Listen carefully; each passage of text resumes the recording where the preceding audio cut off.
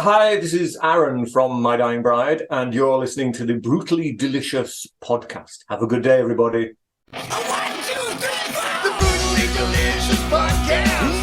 The Brutally Delicious Podcast. The Brutally Delicious Podcast. The Brutally Delicious Podcast.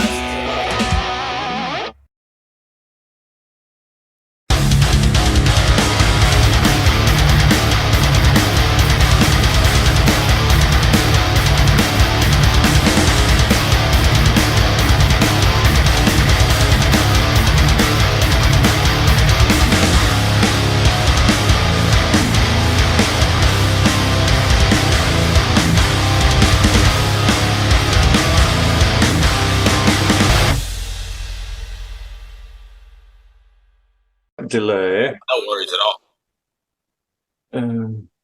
Got it. Yeah, I was on the phone to my great uncle Melvin, who's having some email technical issues, but he's a really, likes to talk. That's great. So I told him, look, I've got to be somewhere, and he doesn't hear that bit. He just wants to carry on talking. So, Sure. How are you anyway? I'm doing well. How about yourself?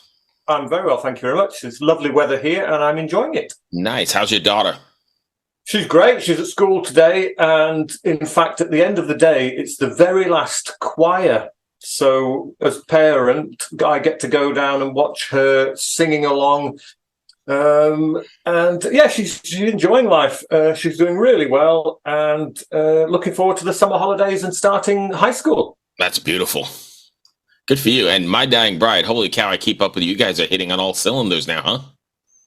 Yeah, we've spent a lot of time in limbo through no fault of our own, and we've taken a while to kickstart, but finally, the engine's up and running, and we are proceeding along the highway quite nicely now. Next year will be even busier. We'll have a new album out next year. But yeah, it just took a while to get going because obviously we had Brexit as well to deal with, right, which was just an absolute, it's a nightmare because we've just done a show in Belgium, Graspop. Yeah. In the past, you just get some cheap plane tickets, you fly out, you do the show, you fly back, and there's no paperwork really, just a passport. Nowadays, because we're no longer part of Europe, we've got to fill in document after document after document. Your passports are examined at the airports. Fortunately, not mine. I have an Irish passport. But the documents we need to perform in Europe cost £1,500. So we've got to buy documents. We have to pay taxes we never used to pay. So we've come back from a great gig with no money. Yeah, which crazy. is not like it used to be. Right. So doing shows in Europe is proving to be quite problematic at the moment. There are people working in the background to try and iron out these issues. But for us, it's just, we dread going to the airport because of all the paperwork and all the money you're going to lose. Yeah, it's just money going down the drain, and it's just a pain. But it is what it is. We can't do anything about it. We're not politicians. Right. I didn't vote for Brexit. I think Brexit was an absolute nightmare. Anyway, I consider myself as a European person, so I wanted to stay. Most of our fan base is on continental Europe. So it's where we always play, and it's just now it's very difficult. And that makes it even more difficult, right? Because it's already difficult to tour these days. I mean, you've got bands canceling their tours because of diesel prices and hotel prices, and even I'm seeing things about like venues taking cuts of merch. Yeah, that unfortunately seems to be. It's not standard yet, but a lot of people. It's the bigger venues. You can still play the smaller clubs, and that's fine. You just sell the T-shirts. They don't care. They're not interested. Right. What they want is people in the venue. Right, drinking. And there's many bands on stage as possible. Now, the bigger venues, they want 25% of your T-shirt sales. That's a quarter of the money you make from T-shirts. And what are they doing for their part? Nothing. Nothing. Because if the bands don't play, you haven't got a venue anymore, you idiot. Right. So bigger venues, if they continue in this fashion, they're just going to see less and less bands coming through the doors. And then they'll wonder why they've got no business anymore. Yeah. So I it's guess- a rip. Combine that with your Brexit, and that makes it so much more difficult then, right? Yeah, I know. Even stuff like, oh, God, Bruce, it's a nightmare. We have a merchandise company here in the UK. Mhm. And again, normally in the past, if we're flying, we don't take merch. They ship it from their Right. company to, we give them the address of the venue. It's out of our hands, fine. If we're on the tour bus, we take them. Right. We can't do that anymore because there's import and export charges and taxes to be paid, which again it's money we never Right. used to pay. Now we have to pay it. And you have to fill in all the documentation is very technical. And if you get it wrong and you've paid for these documents, you have to scrap them and do it again. And because Brexit is still a relatively new thing, when you arrive at a dock or an airport, sometimes there's nobody there who knows how to sign these forms or knows if they're correct or not. So you're just left scratching your head thinking, what are we doing? Yeah. Yes, and it's kind of works, I think, the other way around. When European bands want to play in the UK, they struggle to bring their merchandise in because of the same reason. So what we're having to do is get our merchandise printed in Germany. And so when we go to Europe, thankfully our record label is German. Right. So we can get them to pretty much just FedEx it to any venue in Europe. No problem. Obviously, we have to pay Right. for that. Because we just can't get our shirts out of the UK. That's great. And we did a few gigs with a band called Lord of the Lost. I think it was last year, from Germany. And they were great. And I said, have you got any T-shirts? I want a T-shirt. And they just said, no, we couldn't bring anything in.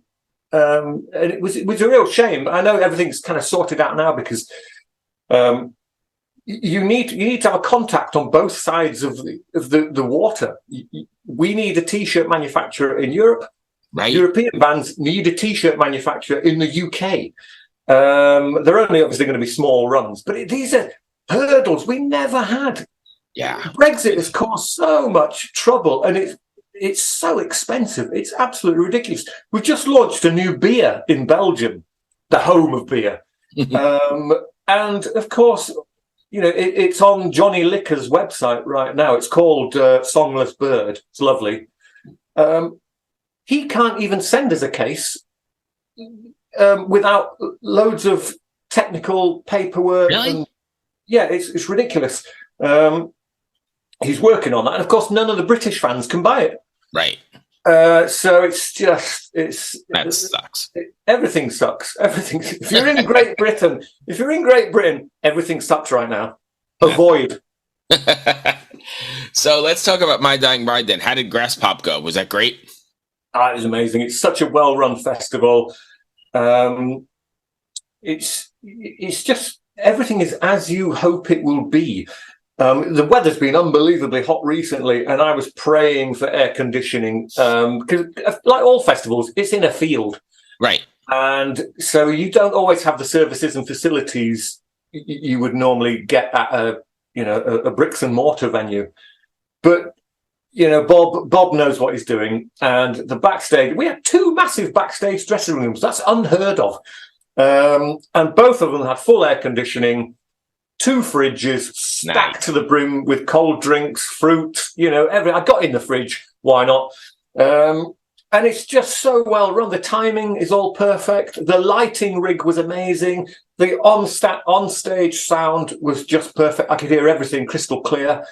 The food is just wonderful. You get one food ticket and you think, 1 ticket? Is that all? I'm a growing lad. But when you get there, there's everything you could ever imagine, and you can go back as many times as you want, and it's a wonderful day out. And then myself and Neil, we left a kind of backstage VIP area and had a wander into the audience to check out Guns N' Roses. Yeah. and Cradle of Filth on the stage we were playing. And the stage is just enormous. You know, it looks, everyone's got the big screens now, and it sounded great. It looked great. A big thronging crowd. And again, they know what they're doing. The beer tent isn't one beer tent. There's about 20 of them all the way around. So you haven't got massive queues. Right. The toilets, and we know what toilets are like at festivals. Oh, yeah. They must have had 10,000 of them. So again, you know, let's not dwell too much on toilets. But there's plenty of them for everybody. And that's what festivals are supposed to be like. Right. Now, I know Grasspop's been going for a long time, so they learn by their mistakes. They study the feedback, and they work with the feedback, and it works. It's a brilliant festival, really well run. I just wish they were all like that. Yeah, that's on my. I've never been to a European festival, but that's one of the, obviously Wacken or Wacken, however you pronounce it. That's top of my list. But Grasspop and Hellfest are right underneath it. Yeah, I think were they the same weekend? I think they were the same weekend. They might have been, but they're not far from each other. And I think Hellfest lasts for a week, so you could easily go to Grasspop for a couple of days, then hop over to Hellfest for a few more days. Yes, because I've got friends who are at Hellfest. Again, really well-run festival. Wacken is really well. In fact, it's difficult now, and you'll be unlucky to come across a festival that isn't particularly well-run. Saying that, we're playing Prophecy Fest in Germany, which we've never done before. Now, the strange thing about Prophecy Fest, it's in a cave. Really? So, yeah, I know. I'm thinking the acoustics aren't going to be... Yeah, I don't know what that's going to sound like. No, but it's been running a few years, I believe, and with great success. So we are looking forward to that. But we're all kind of thinking, it's going to be a big cave, right? And you start to think, what's the dressing room going to be like? You know, is it just we're trying to, it's not going to be, a cave with some straw on the floor, I'm hoping.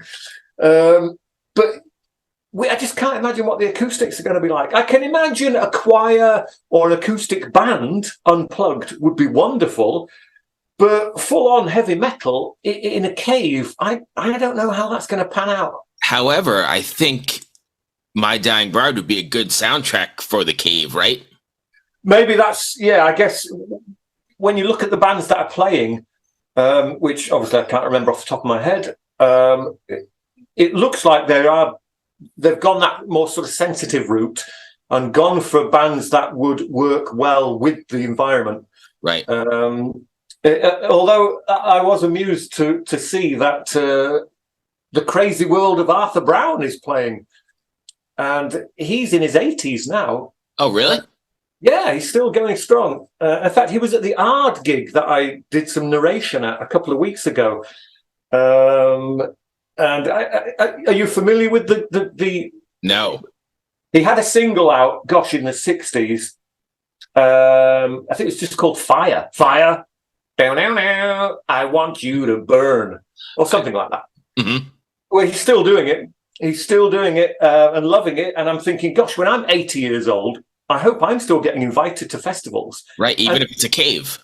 Even if it's a cave, yeah. I'm thinking, I want to be able to have the ability, both physically and mentally, to be able to perform into my 80s. Yeah.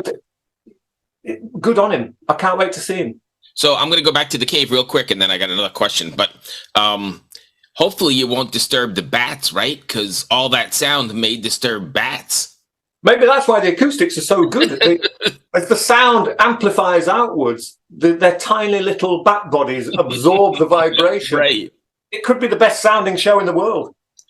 So anyway, 33 years I think you've been in, right? You just said you're hoping to go to the 80s. You ever imagine you'd even be here at 33 years? No, we knew we hoped we'd be around for a decade. And which is kind of, you think that's enough time to do a demo tape. Kids, demo tape. So we did the one demo tape, and we sent it to everybody. They liked what they heard, and so we were approached by Listenable Records, who are still around, which is great as well. Actually, their boss Lauren Merle ran a magazine called Pear Drop, And he said, "We love the demo. Can we do a 7-inch single?" So we thought, yeah, definitely. Your first ever vinyl. It's the Ark of the Covenant. And we went to record that, and Peaceville liked the sound of the demo as well. And they said, "Can we come along to the recording of your first record?" So they came along. We recorded a couple of songs for Listenable Records, our first ever 7-inch single. Brilliant. Peaceville loved the way we worked, thought we were quite professional for young guys. So they offered us the deal. Back then, Listenable wasn't actually a record label. It was a fledgling idea that Lauren Merle had. And it is nice to know that Listenable is still going strong. Yeah. And that, our 7-inch single is catalogue number 0001. That's great. And it's great to have that. And then obviously we signed to Peaceville, and everything's been quite rosy for a very long time. Peaceville were great because they gave us complete artistic license. Do what you want, which was good because the first thing we did for them was a 12-minute song with a Latin title. So, they were very brave, and they were brilliant. And the only reason we moved from Peaceville to Nuclear Blast, I think we were on Peaceville about 25 years, right, was because we'd reached a kind of plateau. We'd remained on the same level for a very long time, and it was a respectable level to be at. But we felt we had a bit more, and we wanted a bit more of a push. And we noticed Nuclear Blast were doing all kinds of interesting things, and we thought, wouldn't it be great to be on their roster? Yeah. And so when the Peaceville contract came to an end, we shopped around for a new label, which we've always done. The 25 years we were with Peaceville, we must have signed 10 contracts. We just renew it because it's such a good working environment. We just sign, let's keep working with Hammy. Great. And Hammy knows that every time a contract comes to an end, the bands are going to look elsewhere. Of course, they're going to shop around for a better deal.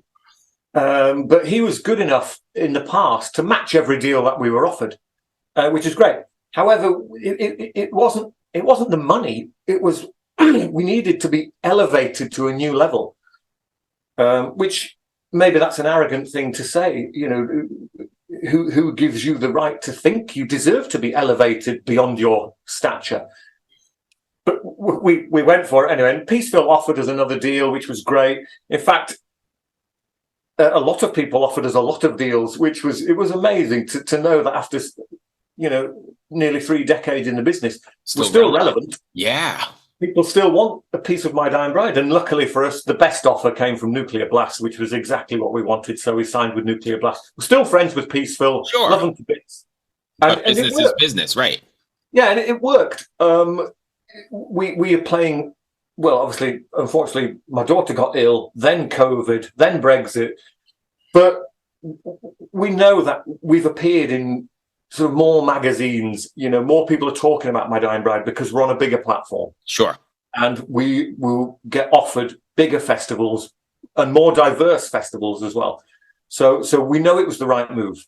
And we're very happy. And again, Nuclear Blast, when me and Andrew went to their office, we said to them, you're not going to get 3-minute radio-friendly songs from My Dying Bride. Right. And they said, that's why we're signing you. We don't want 3-minute radio-friendly songs from My Dying Bride. We just want My Dying Bride. Carry on doing what you're doing. Right, that's beautiful. How can you ask for more?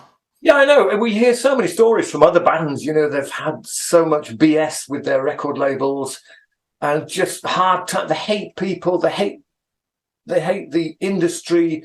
They've become jaded by the politics of music business. And when that happens, it takes away that creativity that we all love. That's why we're in the business. But for us, I don't know, we just sort of, we've never had a manager, Bruce. I think you already know that. We've never had a manager. So me and Andrew just manage the band however we can. That's great, actually. And it's weird how that we've survived so long because what I've just mentioned, if you have a manager, they should deal with all the politics, right. The tax man, the solicitors, to allow you creative freedom to continue to do what you do without getting bogged down in the technicalities. weirdly, me and Andrew have absorbed all the technical, garbage that comes along in the music business, which has allowed us to become a bit more wise about the whole scene. And there are times, particularly at the moment when we got back from Grasspop, it was great. The whole thing about Grasspop was, brilliant. And then you get back and you do the finances and you're like, shit. Right. But only for a very short time are you then, that has an impact on your creativity. And you suddenly think, oh, I'm not going to rehearsal this week. What's the point? Right. But then you get back on your horse and you carry on again and you just plow on and you just think, right, this is the way of the world. I'm not giving up. We've been in it too long. I'm just going to plow on and plow on. And, as big as the waves get, we're just going to force our way through them. Right. Because it, well, you hope at least that it will get better at some point in the future. It can't remain this way. And you just think, right, the grass is greener over there. We just got to keep trying to get there. Fair enough. I'm very excited. I was looking at your, I keep up with you guys on Facebook and wherever, but I see that you're playing, you still there? Oh, there we go. I see that you're playing Maryland Death Fest, which is right an hour and a half from me, 2 hours tops, and 70K again, which is going to be fantastic. Yeah, we're looking forward to that. 70,000 is just amazing. We did it in 2014 and in 2016, and we had an absolute blast. So, we would have done it in 2020, but, you don't want to be getting on a cruise ship because, of course, the coronavirus was already a thing at the beginning of 2020. We didn't have lockdown till March, but it was those closed environments where the virus was kicking off. So we're kind of thinking we're not getting on a cruise ship. I was on that one, and I remember getting off it, and like the whole world within like 2 weeks or 3 weeks from disembarking shut down, and was like, what the hell happened? But anyway, 2024, we're back on the cruise ship. I believe it's going to the Dominican Republic. Yeah. Never been, because obviously the first one was Grand Cayman, the second one was Jamaica. But that was great because we got off and we just grabbed a cab and we said, take us to Montego Bay. We want to chill out at Montego Bay. So we got there. And of course, it's Bob Marley's birthday. That's right. I remember being there then. Yes. Yes. So we're just bobbing around in the sea, drinking cans of Red Stripe and listening to Bob Marley and thinking, well, what a wonderful world. Yeah. Who's got it better? Yeah. Little did we know what the future held. Yeah, that's for sure. And then, so we're looking forward to 70,000 tons. That would be great. It's a great concept as well because it allows the fans much closer access. Yes, bands, and I don't think the organisers will book a band that are kind of arrogant and they don't want to mingle. Because it's about mingling. You don't want to stay in your cabin for the whole, it's ridiculous. And so it's like the whole ship is a backstage area. Yeah. Everyone's got access to everybody. And I like that, I like that. There are moments when you can find a moment of peace and tranquility because there's 1,000 bars on board. Yes. Sometimes it's nice to just remove myself just for a couple of hours from the hullabaloo and just sit and read a book with a glass of wine and just look out the window and wonder. How did I get here? Yeah, and then you put your book away and then you get back into the throng and you're signing autographs and having your photo taken, and it's fabulous. It's a great. And I think for the most part, the fans are pretty good, right? I mean, I've gone every year but one, and they've all been, from what I've seen, fairly decent to the artists, right? If you're eating, nobody's really bothering you, I don't think. Yeah, it's absolutely fine. We've never had any trouble whatsoever. Yeah. Probably because not many people have heard of My Dying Bride still. They're all looking at the bigger bands, and we kind of skulk about in the shadows, which is perfect for us. And I saw you main stage. Yeah. You guys played the big stage, the pool deck. Yeah, we always get invited there, which is great. I think we were the last band to play that back in 2016 because the weather started to get a little bit choppy and they had to close the top deck, which meant a lot of reshuffling for all the other venues because every band that was supposed to play up there is now somehow going to be shoehorned into performing in the smaller venues. Right. which are already full of bands. So everybody had to cut their sets short in order to, to get everybody in, which I didn't hear anyone complaining about that.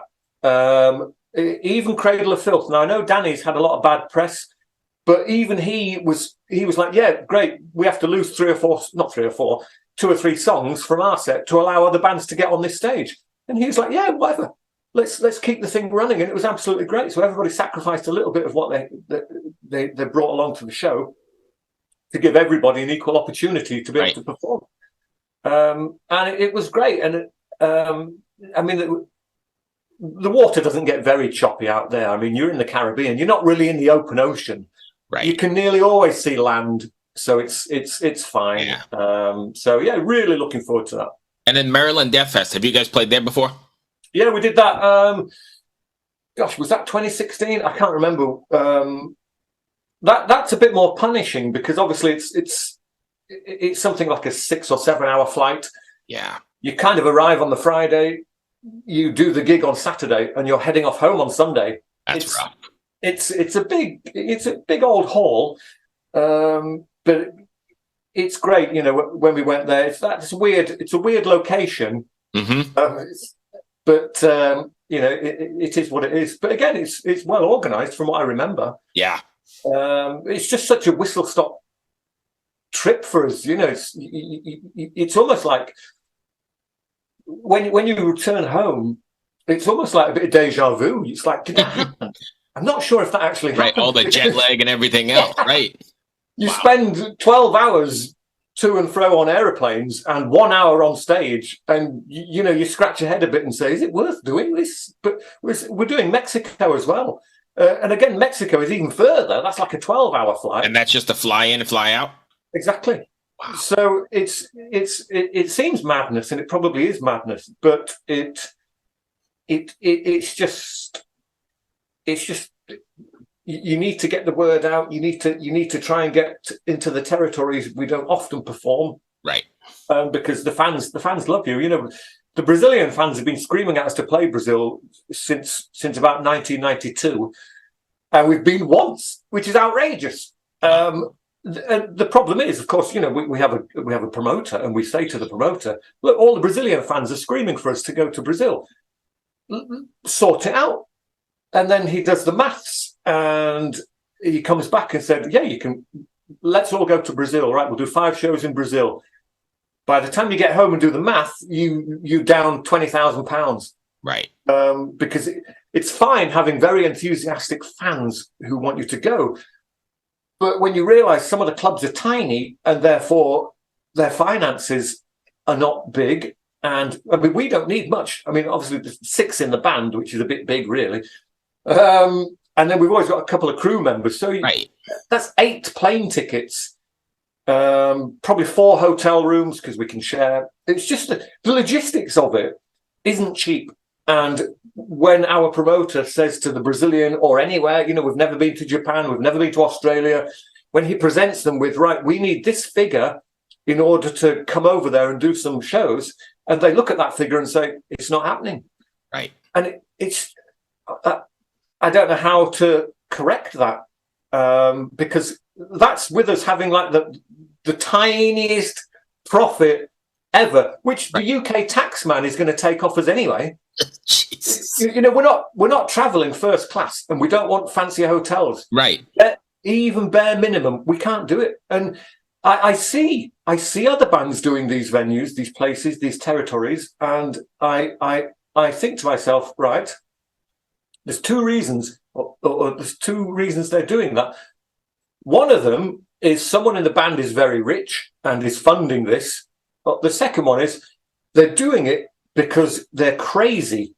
And when they get home, they're going to realize they've got no money whatsoever, and they're in debt, and they might be in debt for the rest of their lives. Right. However, they've had the experience. And what price can you put on an experience? So we have this slight internal argument within the band where we should say, let's just do a world tour.